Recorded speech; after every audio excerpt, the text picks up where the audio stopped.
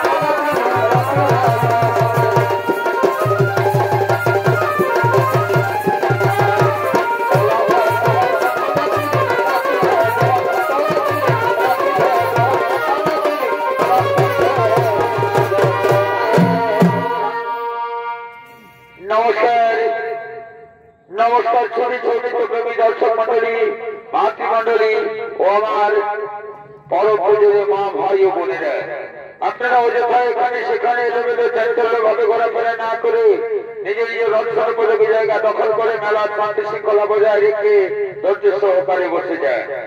এরপর আপনাদের আলোক উদ্ভাসিত মহান মঞ্চে দূরদর্শন খ্যাত শিল্পী স্বর্গীয় ওস্তাদ দুর্যোধন মাহাতো তার দ্বিতীয় নম্বর পালা শুরু করতে চলেছেন।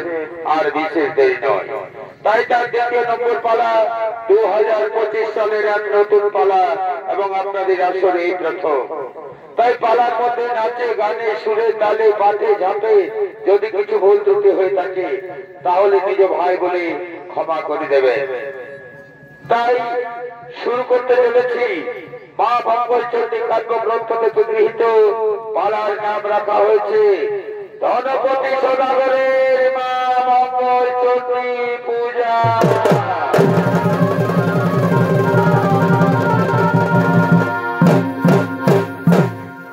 তাই অজিত মাহাতো রচিত, দিলীপ মাহাতো পরিচালিত, হরেশ মাহাতো নির্দেশিত, বিনা পানি চলিত বিকাশ কেন্দ্রের সমস্ত চোর শিল্পী দ্বারা পরিবেশিত এবছরের সারা জাগার নতুন পালা ধনপতি সদাগরের মা মঙ্গলচণ্ডী পূজা।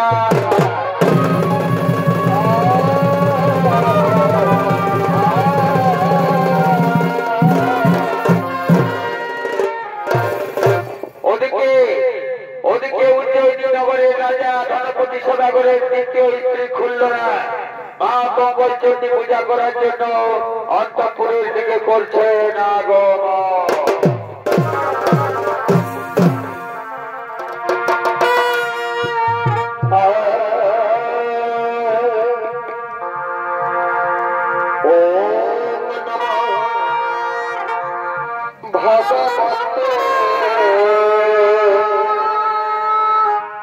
Bye.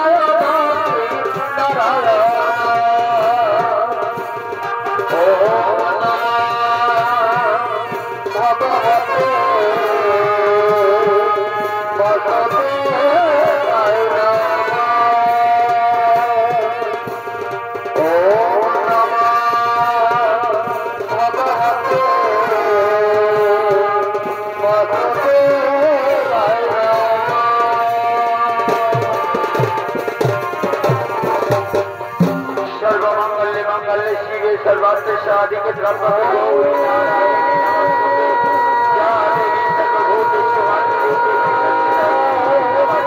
नमस्तस्यै नमस्तस्यै नमो नमः या देवी सर्वभूतेषु शक्तिरूपेण संस्थिता नमस्तस्यै नमस्तस्यै नमस्तस्यै नमो नमः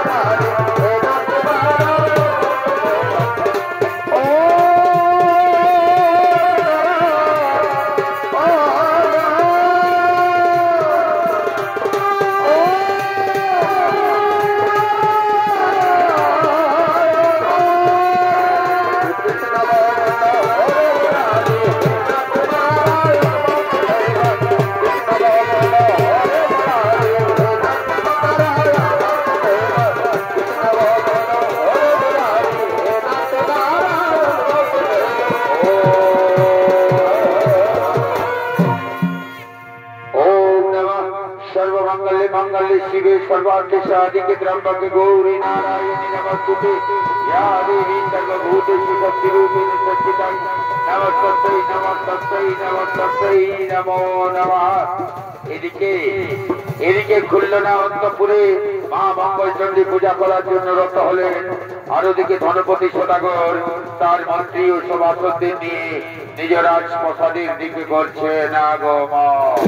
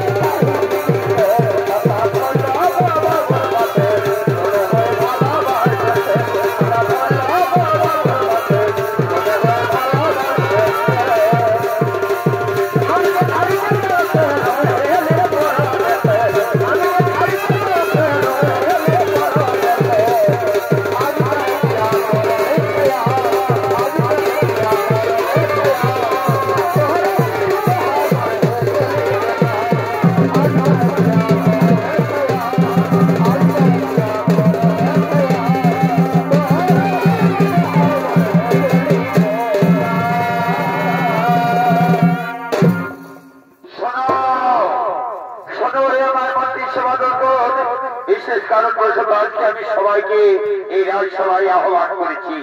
তোমরা জানো বহুদিন যাবৎ আমি বাণিজ্য করার চাইনি, তাই আমি মনস্থির করেছি আমি যাবো সিংহল দ্বীপে বাণিজ্য করার জন্য। তাই অতি শীঘ্রই যাও, তোমরা আমার বাণিজ্য তৈরি প্রস্তুত করো। ঠিক আছে মহারাজ, ঠিক আছে মহারাজ, তাই হবে মহারাজ। আমরা চললাম মহারাজ, আমরা চললাম আপনার বাণিজ্য তৈরি প্রস্তুত করার জন্য, আপনার শব্দ ডিঙ্গা তৈরি প্রস্তুত করার জন্য আমরা চললাম।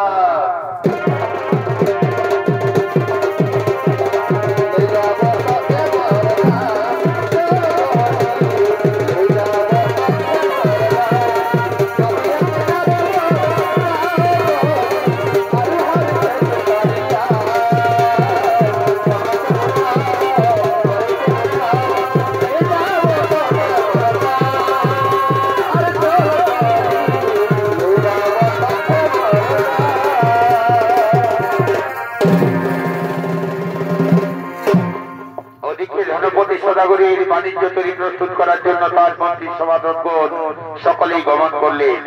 আর এদিকে ধনপতি সদাগরের প্রথম স্ত্রী লোহনা রাজসভার দিকে করছেন আগমন।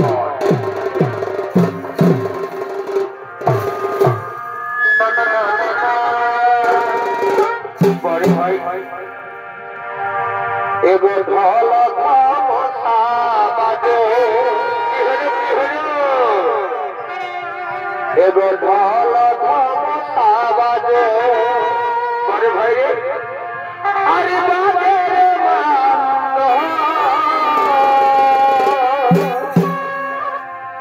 আরে বাজে রে মা, হরি হরি হরি সোনা তালিয়ারি সজনি রে বাগান ভাদরা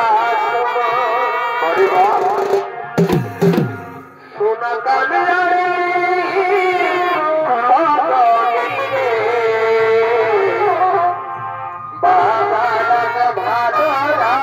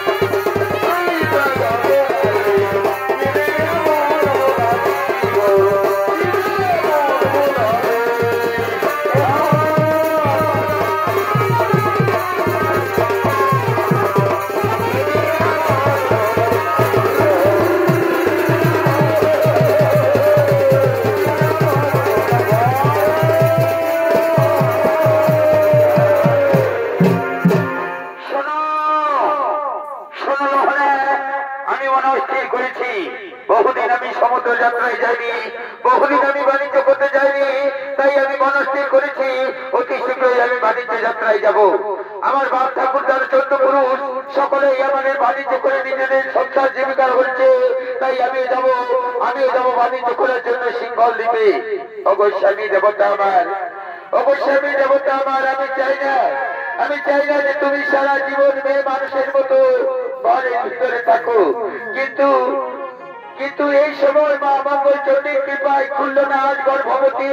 তাই আমি চাই যতদিন পর্যন্ত খুলনার গর্ভ থেকে সন্তান প্রসব না হয় ততদিন পর্যন্ত খুলনার কাছে থাকতে, খুলনার গর্ভের সন্তান প্রসব হওয়ার পর তুমি আনন্দিত মনে তার মুখ দেখে যাবে বাণিজ্য করার জন্য।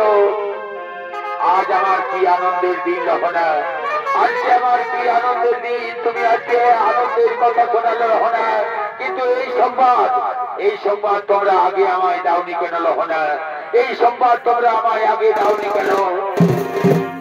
এখন তো আর কোনো অন্যথা করার উপায় নেই, আমি আমার সপ্ত ডিঙ্গাতনি সাজিয়ে ফেলেছিল না, আমাকে যেতেই হবে বাণিজ্য করার জন্য। শোনো শোনো রহনা, আমি তোমার হাতে খুলনার দায়িত্ব দিয়ে গেলাম। খুলনাকে তুমি দেখবে রহনা, খুলনাকে তুমি দেখবে, কিন্তু খুলনাকে দেখতে পাচ্ছি না কেন? কোথায় রয়েছে খুলনা? ওই যে স্বামী খুলনা অন্তঃপুরে ঘর প্রতিষ্ঠা করে মা মঙ্গল চণ্ডীর পূজা করছে। বারবার মা মঙ্গলচণ্ডী বলতে কোনো আমি ওরা পৃথিবীর উপর নখ করবো। আমি অন্য কোনো দেবতাকে বিশ্বাস করি না। কোথায় রয়েছে বললো না?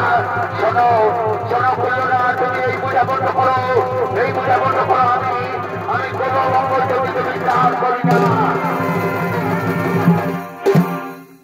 তুমি কি করলে স্বামী?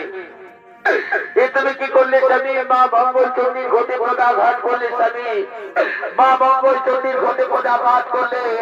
শোনো লহনা, আমার রাজ্যে শিব ভিন্ন অন্য কোনো পূজা আমি বিশ্বাস করি না, অন্য কোনো দেবতাকে আমি বিশ্বাস করি না। আমি হলাম শিবের উপাসক শৈব, কাজেই আমার রাজ্যে অন্য কোনো দেবতার পূজা হবে না। শোনো লহনা, আমি চললাম বাণিজ্য যাত্রায়, তাই আমি তোমার হাতে খুল্লনার দায়িত্ব দিয়ে গেলাম। আর একটা কথা মনে রেখো, খুল্লনার গর্ভে যদি পুত্র সন্তান জন্ম হয় তবে তার নাম তুমি রাখবে সীমন্ত, এবং যদি কন্যা সন্তানের জন্মগ্রহণ করে তবে তার নাম রাখবে সুমতি। এই আমার আদেশ, এই আমার নির্দেশ। আমি এখন আসি লহনা, আমি এখন আসি।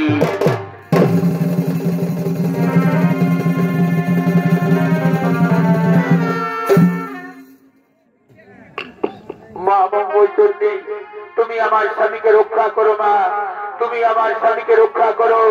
আমার স্বামী যে ভুল করেছে সেই ভুলের জন্য আমি তোমার কাছে করজোড়ে মিনতি করে বলি, মা মঙ্গলচণ্ডী, তুমি আমার স্বামীকে বিপদে আপদে রক্ষা করো। মা, তুমি আমার স্বামীকে বিপদে আপদে রক্ষা করো। চলো খুলবে না, আমরা অন্তঃপুরে ফিরে যাই। চলো, আমরা অন্তঃপুরে ফিরে যাই। চলো।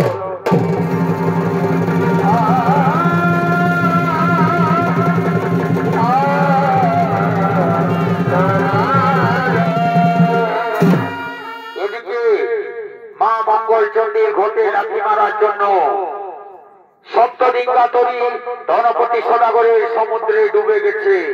ধনপতি সদাগরের মন্ত্রী সভাসদগণ এবং ধনপতি সদাগরকে সিংহল দিকের রাজা শালিবান তার সমস্ত ধন সম্পত্তি লুণ্ঠন করে তাকে কারাগারে বন্দী করে রেখেছে। ওদিকে যথা সময়ে 10 মাস 10 দিন পর খুল্লনার গর্ভ থেকে পুত্র সন্তান জন্মগ্রহণ করেছে। নাম হয়েছে তার সীমন্ত। সীমন্তর আজকে 14 বছর পূর্ণ হয়েছে। স্কুল থেকে ফিরে সোজা রাজপ্রসাদের দিকে করছে না গমন।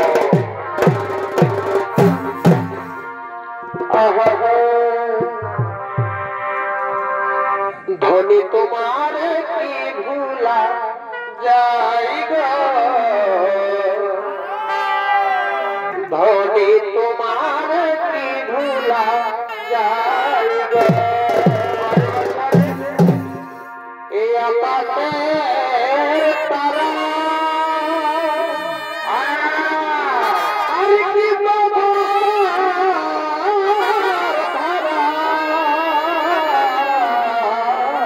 বটে ভাই, এই আকাশে তারা আর কি বাবা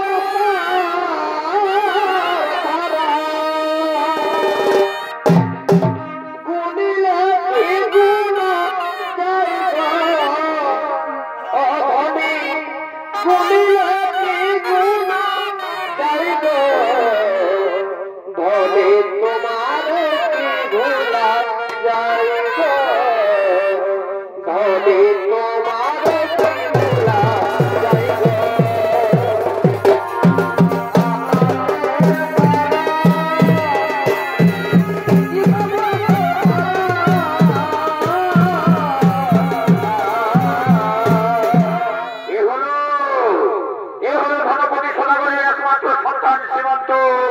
স্কুল থেকে ফিরে সোজা রাজপ্রসাদের দিকে করেছেন আগমন। আর এই সীমান্তের ভূমিকায় আপনাদের আলোক উদ্ভাসিত মহান মন্ত্রী যিনি সৌনৃত্য পরিবেশন করে দেখাবেন, সে হল স্বর্গীয় অর্থাৎ দুর্যোধন মাতুর চৌর সম্প্রদায়ের পক্ষ থেকে জেলার স্বনাম ধন্য জনপ্রিয় নৃত্যশিল্পী বিপ্লব সিং সরকার।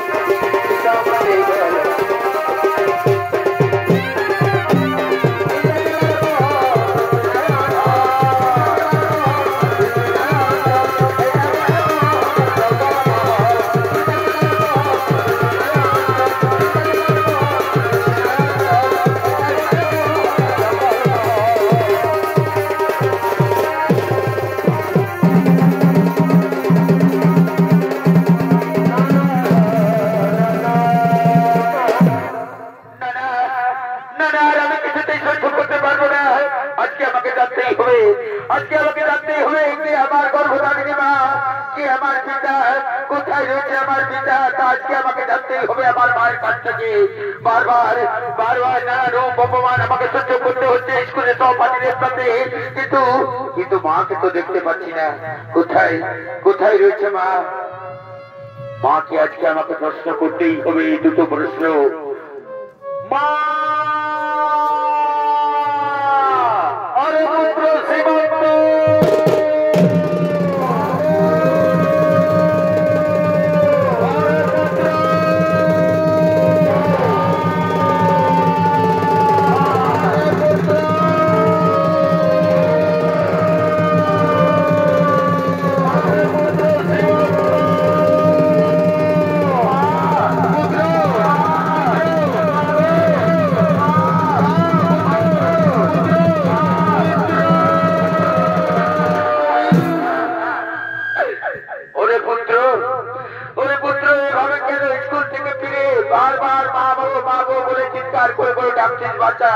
কি হয়েছে তোর? আইনা বাচ্চা, আইনা বাচ্চা আমার কোলে আই, চল বাচ্চা অন্তপুরে। আমি তোর জন্য কত রূপ খাবার তৈরি করে রেখেছি বাচ্চা। চল অন্তপুরে চল, খাবার খেয়ে আসবি চল। না না মা, আমি আজ কিছুই খাবো না মা, যতক্ষণ পর্যন্ত না, যতক্ষণ পর্যন্ত তুমি আমার প্রশ্নের উত্তর দেবে ততক্ষণ পর্যন্ত আমি কিছুই খাবার খাবো না, এমনকি অন্তপুরে যাবো না, এমনকি আমি জল পর্যন্ত গ্রহণ করবো না মা। এ তুমি কি বলছো বাবা? এ তুমি কি বলছো বাবা? কে তোমাকে কি বলেছে বাবা? বলো না বাবা, কে তোমাকে কি বলেছে? আগে তুমি অন্তপুরে চলো, খাবার খেয়ে নাও, তারপর তোমার সব প্রশ্নের উত্তর আমি দেবো বাবা। না না মা, প্রতিদিন আমাকে স্কুলের সহপাঠীদের সাথে বহু গঞ্জন আলোচনা সহ্য করতে হয় মা। আমার স্কুলের সহপাঠীরা আমাকে চারণ সন্তান বলে ঘৃণা করে মা। তোমাকে তোমাকে তারা রূপ কলঙ্কিত করে মা। বলো মা, বলো মা তুমি, আমি কার গর্ভে জন্মগ্রহণ করেছি, কে আমার পিতা? এই দুটি প্রশ্নের উত্তর তোমাকে আজ দিতেই হবে মা। এই দুটি প্রশ্নের উত্তর আজ তোমাকে দিতেই হবে। ওরে পুত্র, এই তোমার প্রশ্ন। শোনরে পুত্র, খুলল না হলো তোর গর্ভধারিণী মা, আর আমি হলাম তোর সৎমা। তোর পিতা ধনপতি সদাগর, তুই যখন পঞ্চম মাসের গর্ভে ছিলিস সেই সময় তোর পিতা বাণিজ্য করার জন্য সিংহল দ্বীপে গেছে, আর এখনো ফিরে আসেনি। কেউ কেউ বলে সিংহল দ্বীপে যাওয়ার পথে তার নাকি সপ্তডিঙ্গা তরী সমুদ্রে ডুবে গেছে। আবার কেউ কেউ বলে ঝড়ের গতিতে সে নাকি দিগ্ভ্রম হয়ে অন্য কোথাও চলে গেছে। আবার কেউ কেউ বলে তাকে নাকি সিংহল দ্বীপের রাজা শালিবান কারাগারে বন্দী করে রেখেছে। মা, মা গো, এ তুমি কি কথা শোনালে মা? তুমি আগে বলনি কেন মা? তুমি আগে বলনি কেন আমি ধনপতি সদাগরের সন্তান? এ কথা তুমি আগে বলনি কেন? ওরে পুত্র, ওরে পুত্র, এই কথা তোমাকে বলে কোনো লাভ নাই পুত্র। এই কথা তোমাকে যথা সময় আমি বলতাম পুত্র। এখন তোর মাত্র 14 বছর বয়স পুত্র, তাই এই কথা তোমাকে আমি আগে বলিনি পুত্র। মা, মা গো, তোমার চোখের জল আমি বুঝবো মা। তুমি আমাকে আশীর্বাদ করে দাও মা। আমি যাব সিংহল দ্বীপে মা, তোমার কলঙ্ক মোচন করার জন্য। ওরে পুত্র, এখনো যে সময় হয়নি বাচ্চা, সিংহল দ্বীপে যাওয়ার বয়স তোর হয়নি। তুই আমার কাছে থাকলে আমার কোনো দুঃখ নেই বাচ্চা, তুই আমার কাছে থাকলে আমার কোনো দুঃখ নেই। মাগো তোমার মনে প্রাণে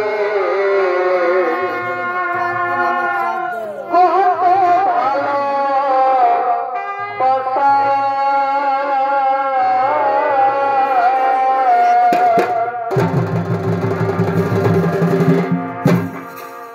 তোমারি করুণা মা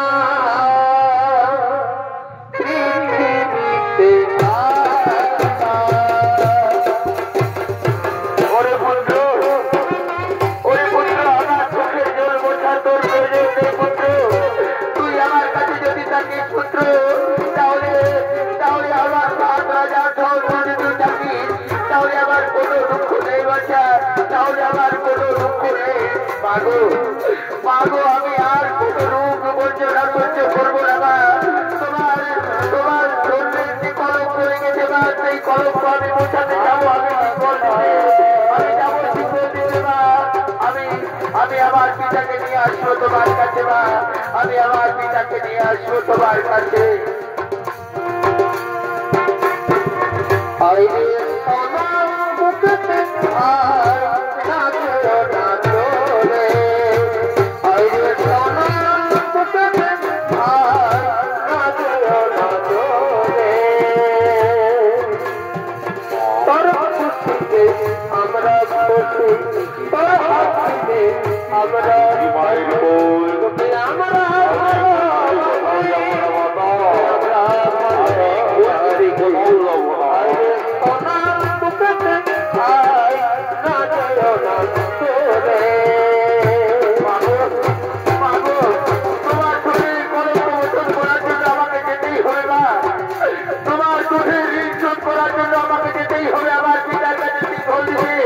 আমার পিতা যদি জীবিত থাকে অবশ্যই তাকে আমি নিয়ে আসবো তোমার কাছে।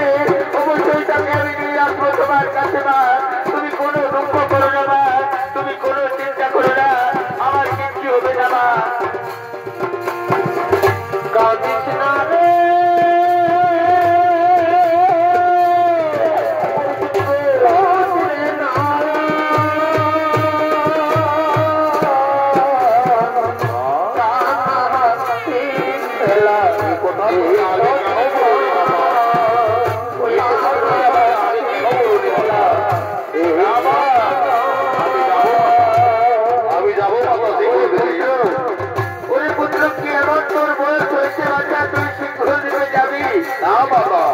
আমার পিতা যখন বন্দী রয়েছে তখন তাকে মুক্ত করার জন্য আমি যাবো মাতা।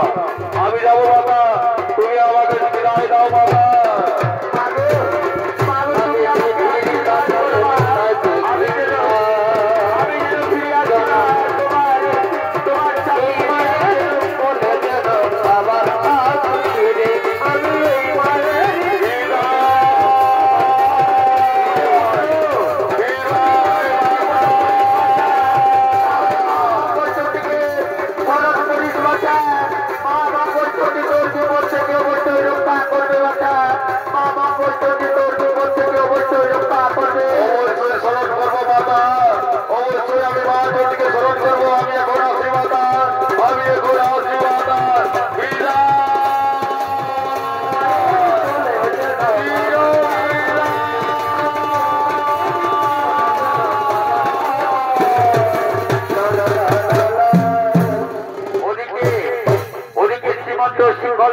তার পিতাকে উদ্ধার করার জন্য যাত্রা করলো।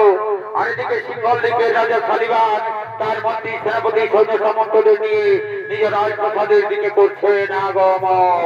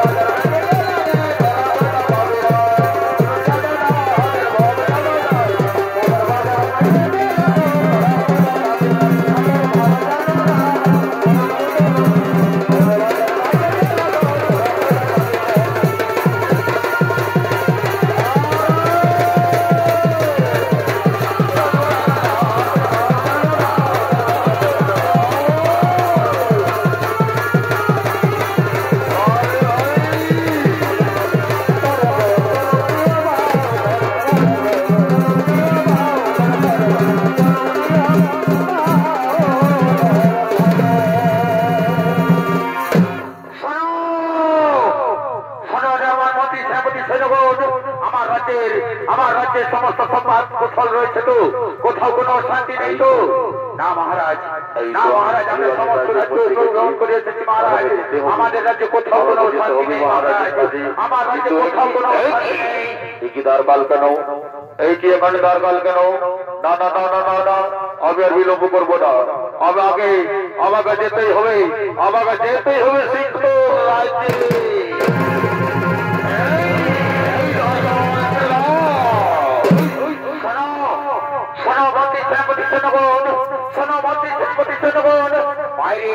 বাইরে কিসের এত গন্ডগোল শোনা যাচ্ছে?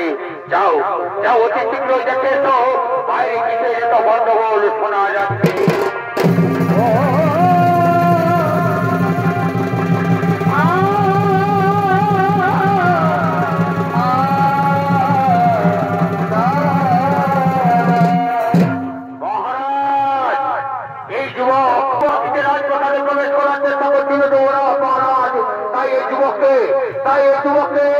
আমাদের তার রক্ষী আটকে রেখেছিল, তাই এত গন্ডগোল এত চিৎকার শোনা যাচ্ছিল মহারাজ।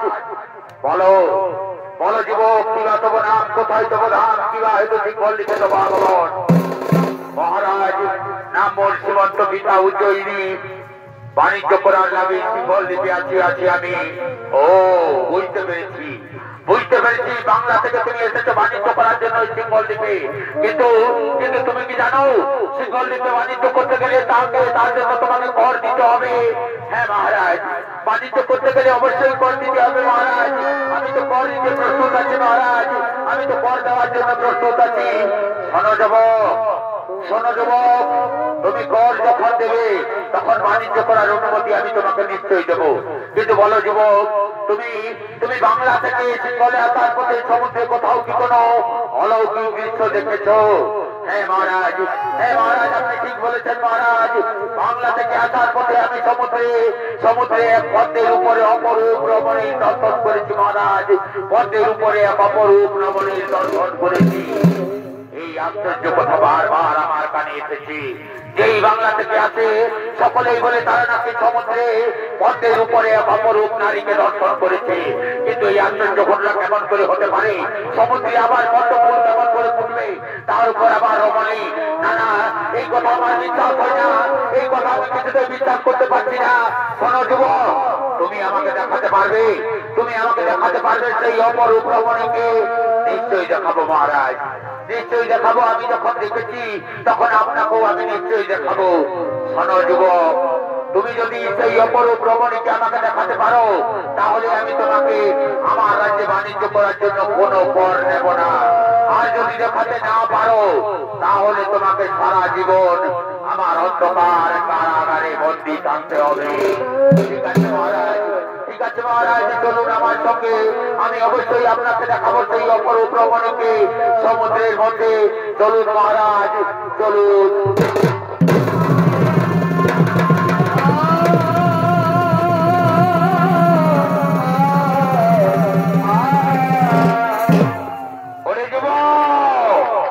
এতক্ষণ পর্যন্ত তুই যা বলেছিস তা আমি বুঝতে পেরেছি।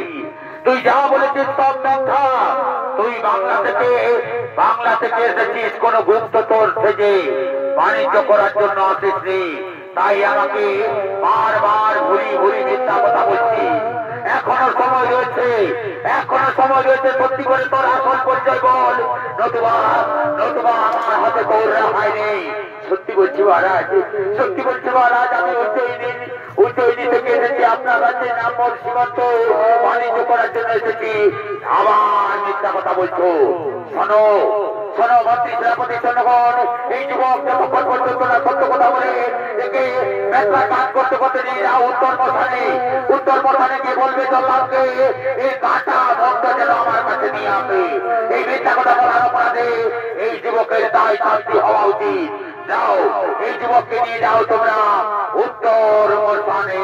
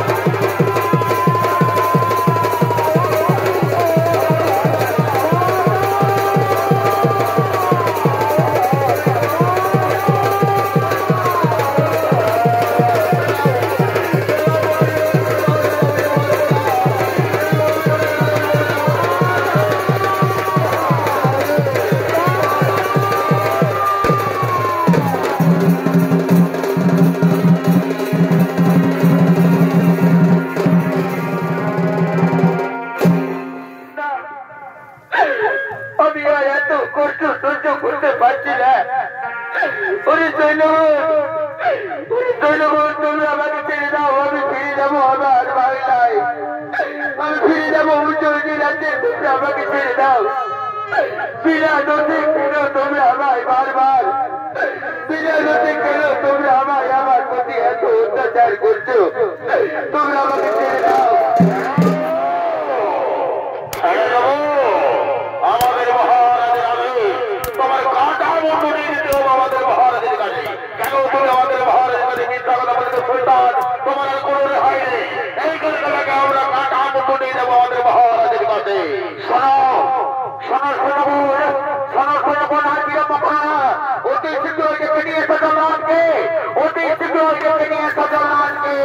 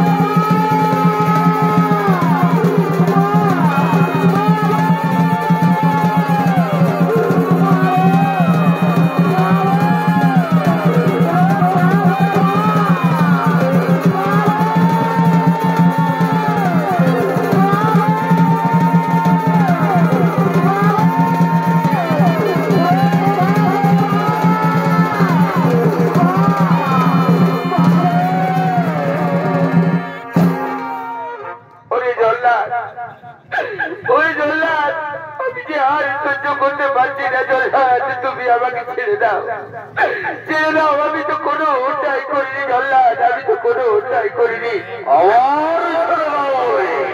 আমাদের মহারাজের আদেশ আগে তো বলে দিয়েছি তোমার কাটা মুন্ডু নিয়ে যেতে হবে। না না জল্লাদ, আমি তো কোনো অন্যায় করিনি জল্লাদ, আমি তো কোনো দোষ করিনি। আমাকে ছেড়ে দাও, আমি ফিরে যাবো আমার রাজ্যে। না না যুবক, তুমি মিথ্যা কথা বলার অপরাধী। তাই আমার নির্দেশ রয়েছে তোমার কাটা মুন্ডু নিয়ে যাব।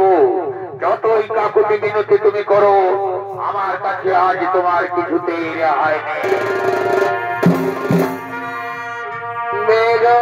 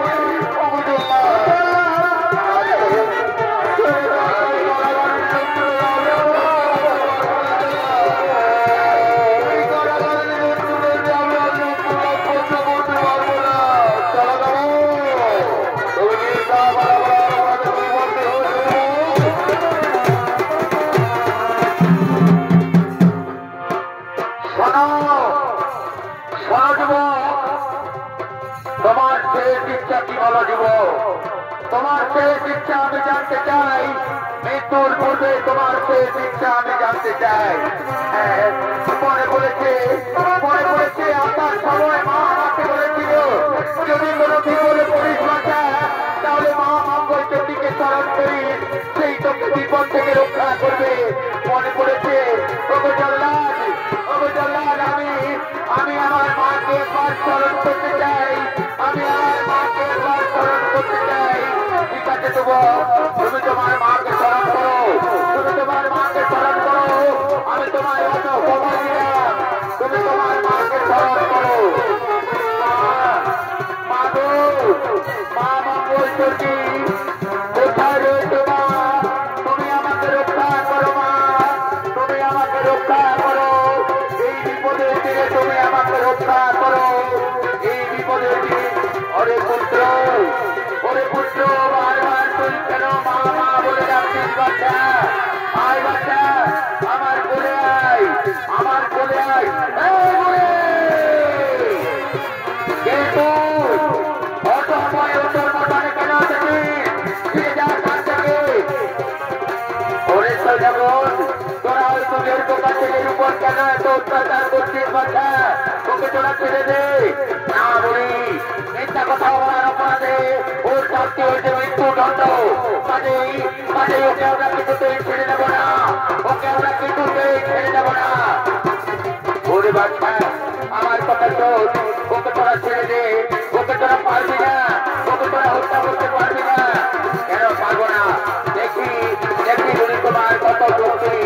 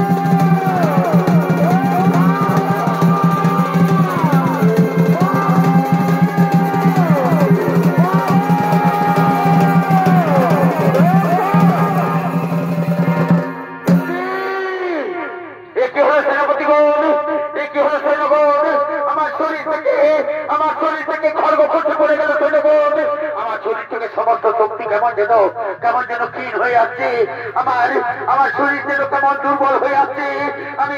আমি কিছুই করতে পারছি না সজগণ, আমি কিছুই করতে পারছি না, কেমন যেন আমার শরীর দুর্বল হয়ে যাচ্ছে।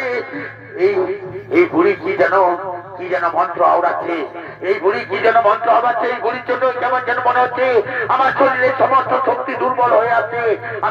আমি এই যুবককে আর কিছুতেই হত্যা করতে পারবো না। যাও সৈন্যগণ, তোমরা মহারাজকে সংবাদ দাও, আমি এই যুবককে কিছুতেই হত্যা করতে পারবো না। আমার শরীরের শক্তি সমস্ত শেষ হয়ে গেছে।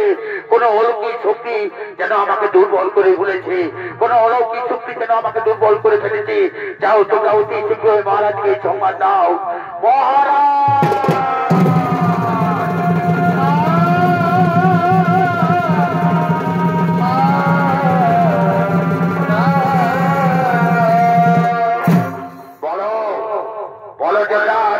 শুনলাম তুমি নাকি ওই যুবককে হত্যা করতে পারবে না, কিন্তু কেন, কি কারণে তুমি ওই যুবককে হত্যা করতে পারবে না? মহারাজ আপনি আমায় ক্ষমা করুন, মহারাজ আপনি আমায় ক্ষমা করুন। আমি বহু মানুষকে হত্যা করেছি মহারাজ, কিন্তু এই যুবককে হত্যা করার জন্য আমি যেই না আমার খর্গ তুলছি, অমনি আমার হাতের থেকে খর্গ পড়ে যাচ্ছে মহারাজ। ওই যে সামনে দাঁড়িয়ে রয়েছে বুড়ি, ওই বুড়ি যেন কোন মন্ত্র উচ্চারণ করছে মহারাজ, আর আমার শরীর থেকে সমস্ত শক্তি ক্ষীণ হয়ে আসছে মহারাজ। আমি কিছুই করতে পারছি না মহারাজ, আমি কিছুই করতে পারছি না। কোন অলৌকিক শক্তি যেন আমাকে বাধা দিচ্ছে মহারাজ, কোন অলৌকিক শক্তি। মিথ্যা কথা বলছো তুমি, মিথ্যা কথা বলছো ঘাতক। কোন অলৌকিক শক্তি কেউ কাউকে বাধা দিতে পারবে না। এরপর আমি নিজেই ওই বুড়িকে মশার কাছে তুলে যাবো, ওই বুড়িকেও আমি হত্যা করবো। এই বুড়ি তুই এখান থেকে চলে যা, নতুবা তোকেও আমি হত্যা করবো।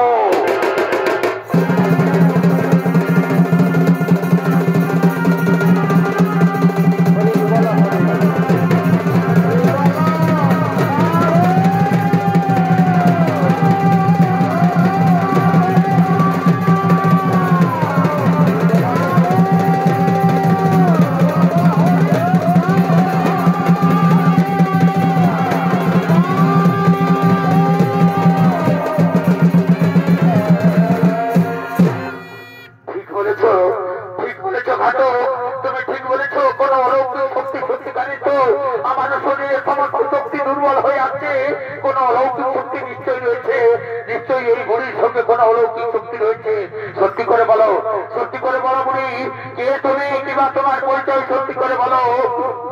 মহারাজ এই যুবককে তুমি ছেড়ে যাও মহারাজ, এই যুবক তো কোনো মিথ্যা কথা বলেনি বাবা, এই যুবক তো কোনো মিথ্যা কথা বলেনি, ওকে তুমি ছেড়ে দাও। না, ও মিথ্যা কথা বলেছে, আমাকে সমুদ্রে কমলে কামিনী রূপ দর্শন করাতে পারেনি, ও মিথ্যা কথা বলেছে। শোনো রাজা, তোমার এই পাপ চক্ষু দিয়ে তুমি কোনোদিন কমলে কামিনী দর্শন করতে পারবে না।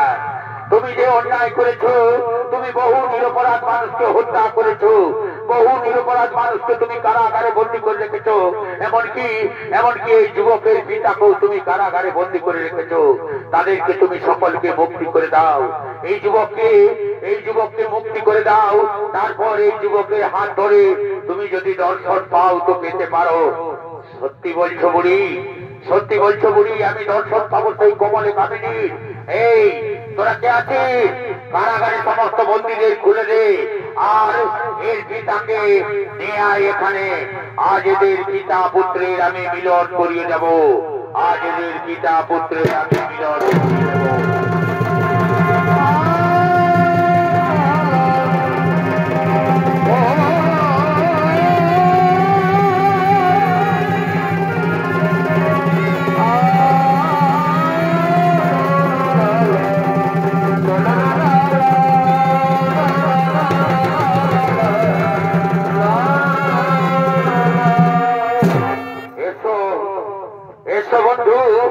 আজ আমি তোমাকে মুক্তি করে দিলাম। এই যে দেখতে পাচ্ছ তোমার সামনে দাঁড়িয়ে রয়েছে, এ হলো তোমার পুত্র সীমন্ত। আমার পুত্র সীমন্ত এত বড় হয়ে গেছে আমার পুত্র। এর সমস্ত শৃঙ্খল মুক্ত করে দাও, এর সমস্ত শৃঙ্খল মুক্ত করে দাও। এদের পিতা পুত্রকে দুজনে মিলিত হতে দাও, এদের শৃঙ্খল মুক্ত করে দাও। যাও যাও, তোমাকে আমরা মুক্তি করে দিলাম। বুড়ি, এখনো তুমি তোমার আসল রূপ দর্শন দিলে না। তোমার কথা মতো আমি দুজনকেই মুক্তি করে দিয়েছি, এখনো তুমি তোমার রূপ দর্শন দিলে না। দেবে বাচ্চা, আমার আসল রূপ তুমি অবশ্যই দর্শন পাবে, আমার আসল রূপ তুমি অবশ্যই দর্শন পাবে।